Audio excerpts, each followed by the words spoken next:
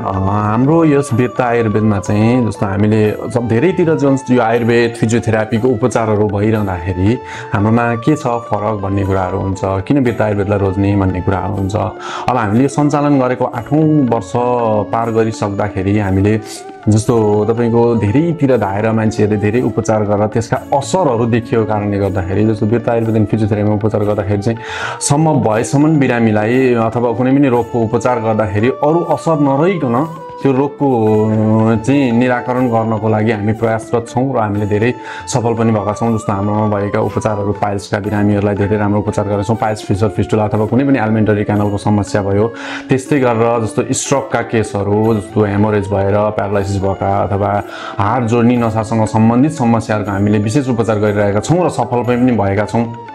र यो चाहिँ यो हामीले गर्दै जाँदाखेरि र हामीले बिरामीलाई ठिक बनाउँदै जाँदाखेरि सम्पूर्णमा के जानकारी गराउन चाहन्छु भने कुनै पनि यदि समस्याहरू तपाईँलाई भएको छ भने एकचोटि वीरता आयुर्वेद एन्ड फिजियोथेरापीमा आएर सल्लाह लिन सक्नुहुन्छ र हामीले सम्भव उपचार गर्न सम्भव भएका समस्यालाई हामी उपचार गर्छौँ भनेर भन्छौँ र यदि सम्भव नहुने रहेछ भने तपाईँहरूले यसो गर्नु भनेर हामीले सल्लाह दिइरहेछौँ र त्यस्तो केही समस्या भयो भने वीरता आयुर्वेद एन्ड फिजियोथेरापीमा आएर सल्लाह लिन सक्नुहुन्छ।